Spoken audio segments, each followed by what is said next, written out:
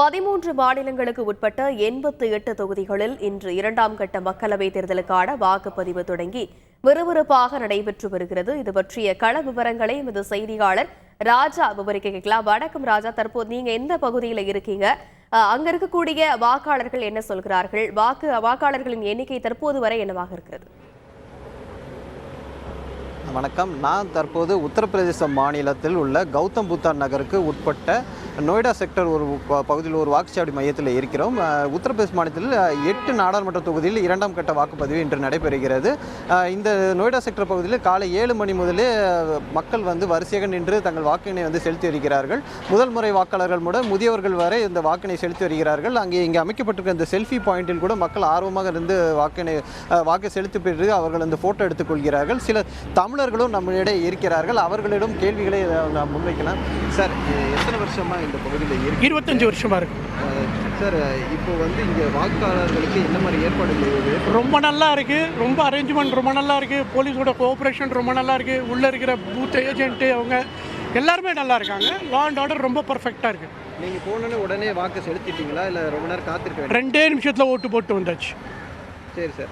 இப்போது இந்த பகுதியில் இதுக்கு முன்னாடி ஆட்சியில் இருக்கும் சரி, எந்த மாதிரி ஏற்பாடுகள் இந்த தொகுதியில் செஞ்சுருக்காங்க? முன்னாடியோட இப்போ ரொம்ப நல்லா இருக்குது. யூபியோட ஆட்சி, பிஜேபியோட ஆட்சி ரொம்ப நல்லா இருக்குது. யோகியோட ஆட்சி ரொம்ப நல்லா இருக்குது.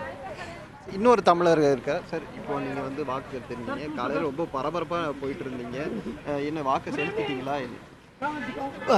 பரபரப்பான்னு இல்லை, நம்ம எவ்வளோ சீக்கிரம் போட முடியுமோ போட்டு வந்துடலாங்கிற மாதிரி கிளம்பினோம்.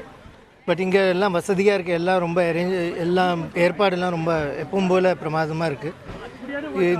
இந்த லோக்சபா எலெக்ஷன் மட்டும் இல்லை, அசம்பிளி எலெக்ஷன்லேயும் 22ல் இப்போ 24 அதுக்கு முதல்ல 19 லோக்சபா 17 அசம்பிளி எலெக்ஷன் ரொம்ப வசதியாக இருக்கும்.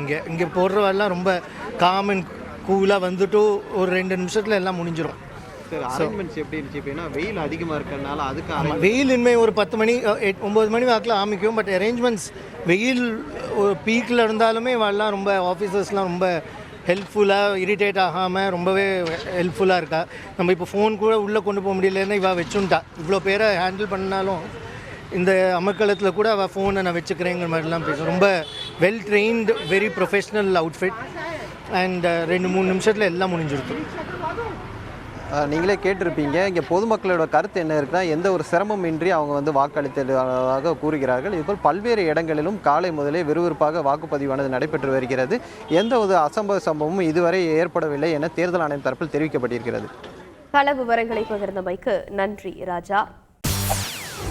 செய்திகளை உடனுக்குடன் தெரிந்து கொள்ள உடனே சப்ஸ்கிரைப் பண்ணுங்க.